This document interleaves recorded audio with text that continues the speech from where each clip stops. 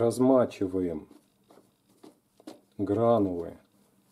Здравствуйте, мои дорогие друзья, гости, подписчики моего канала, любители выращивания винограда. В этом видео будем делать простейший кельчеватор. Кельчеватор — это устройство для укоренения виноградных черенков, который создает благоприятные условия для того, чтобы каждый черенок укоренился быстро и хорошо. Для того, чтобы сделать простейший кельчеватор для домашнего использования, в такой кельчеватор входит небольшое количество черенков, примерно около 20, ну может быть 30 штук туда также можно установить, если достаточно плотно их разместить. И потребуется нам для этого подручные материалы. Вот такая вот бутылочка с широким горлом, обратите внимание. Вторая бутылочка на 5 литров стандартная для воды. Также потребуется аквариумный водонагреватель мощностью 50 Вт. Вот у меня есть как раз такой старенький водонагреватель от аквариума. Ну, еще потребуется в качестве субстрата потребуется один из вариантов. Это гранулы. Смотрите, древесные гранулы используются как наполнитель для кошачьих туалетов. Как его использовать, я уже показывал в одном из своих видео. Сегодня вам еще раз покажу.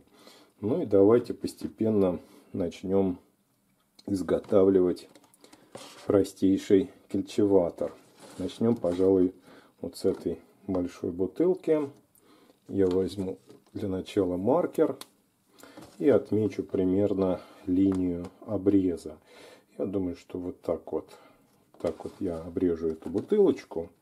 Это будет оптимальным вариантом. Берем острый нож и начинаем аккуратно отрезать верхнюю часть у бутылки.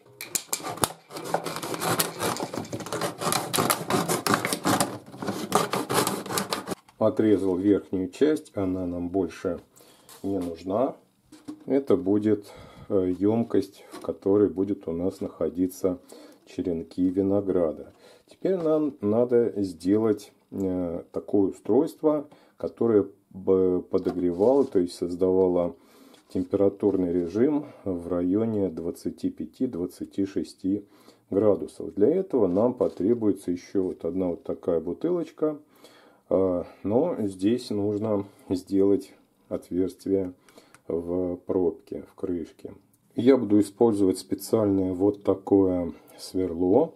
Нам нужно сделать отверстие диаметром примерно 25 миллиметров. Ну, повторюсь, можно использовать нож, можно использовать вот такое сверло. Конечно, вот дырочка будет более ровная, если ее сделать с помощью вот такого сверла.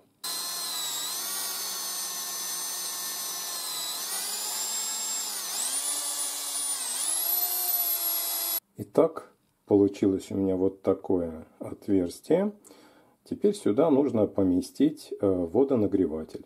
Вот такая получается конструкция. Ну и в бутылку, конечно, нужно обязательно долить воды. Воду доливаем до самого верха. Помещаем водонагреватель в бутылку. Закручиваем крышку. Тут должно быть все плотно. Ну и, конечно, когда вы будете эксплуатировать такое устройство, нужно будет следить за уровнем воды, чтобы она не опустилась слишком низко, чтобы не сгорел водонагреватель. Следующий шаг – это помещаем бутылку в большую бутылку. Вот таким образом, в серединку. Посередине, вот сюда, вот в это пространство, нужно положить какой-нибудь субстрат для укоренения. Это может быть агроперлит, может быть вермикулит, это могут быть опилки, также это может быть кокосовый субстрат, либо гранулы это все те же самые опилки, но их надо, естественно, привести в такое состояние, чтобы они были в рыхлом виде. Если вот эти гранулы залить водой, то они как раз превращаются в такие достаточно хорошего качества мелкие опилки, при этом они уже термически обработаны, чтобы получились вот такие гранулы, и, соответственно, не содержат никаких болезнетворных микроорганизмов. Они стерильны. Что с ними делаем дальше? Размачиваем гранулы наполнителя водой. Обычной комнатной водой. Можно использовать теплую воду. Обычная водопроводная вода для этого вполне подходит. Нам нужно получить воздушный, такой влажный и воздухопроницаемый субстрат. Для того, чтобы гранулы хорошо разбухли, напитались водой, нужно примерно 10-15 минут. Ну и хорошо их вот так вот немножко помешивать. Тогда они приобретают такое рыхлое состояние. Особенно со дна вот так вот нужно помешивать, чтобы не было сильного слеживания опилок. В таком субстрате хорошо укореняются виноградные черенки. Это уже проверенный вариант. Но вы можете, конечно, использовать опилки обычные. Но я все-таки рекомендую использовать опилки из гранул. Они вот такого вот мелкого помола, можно сказать, или мелкого опила, не крупные, то, что нужно для укоренения. Опилки должны иметь хорошую вот такую влажность, то есть если вы их вот так вот берете в кулак и нажимаете на них, то должна капать вода. Но при этом, конечно, они не должны быть слишком сильно увлажнены. То есть прям в такую в болото, в кашу превращать этот субстрат, конечно, не нужно. Берем подходящий совок или ложку, у кого что, и начинаем данный субстрат добавлять в емкость. Устанавливаем водонагреватель посередине. Стараемся сделать это четко по центру. И начинаем аккуратно подсыпать опилки. Стараемся делать это равномерно со всех сторон, чтобы бутыль у нас не сместилась. Потом подвинуть бутыль будет уже сложнее. Итак, вот что получается в итоге. Смотрите, поближе вам покажу. Высота вот этого слоя примерно около 30, может быть 35 сантиметров. Опилки не должны быть уплотнены, они должны находиться в рыхлом таком воздушном состоянии. Это очень важно, потому что это напрямую влияет на скорость и количество укорененных черенков, на выход в итоге саженцев, как понимаете. Поэтому уплотнять вот так вот субстрат не нужно. В этот субстрат устанавливаем черенки винограда, подготовленные, вымоченные. Соответственно, нижняя часть у них должна быть процарапана для того, чтобы корешки быстрее укоренялись. Как это делать, я показывал в своих прошлых роликах. Сейчас пока ставить еще на укоренение виноградные черенки рано. Сейчас январь.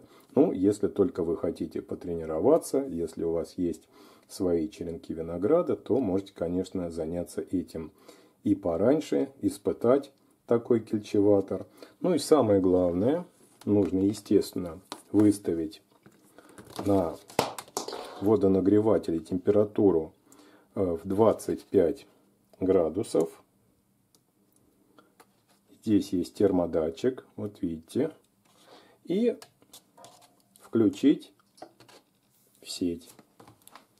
Итак, видно, что водонагреватель работает. Вот горит красная лампочка. Выставили 25 градусов. Но Настоятельно вам рекомендую для контроля температуры использовать вот такой аквариумный, опять же, градусник, который помещаем в субстрат. Помещаем в удобном месте, так, чтобы он нам не мешал для постановки виноградных черенков. И время от времени смотрим на показания температуры субстрата. Соответственно, водонагреватель за счет того, что он нагревает воду вот в этой бутылочке, будет распространять тепло на субстрат. Сам такой кельчеватор можно поставить на подоконник. Достаточно прохладные условия можно поставить, где температура плюс 15 градусов, температура окружающего воздуха. Это будет самые благоприятные условия. При этом температура субстрата у нас будет поддерживаться в пределах 25-26 градусов. Это оптимальные условия для укоренения виноградных черенков. Желательно один раз в день опрыскивать и создавать дополнительную влажность для ускорения раскрытия глазков или почек. Это тоже очень важно. Ну и сам исходный материал, то есть качество виноградных черенков должно быть достаточно высоким.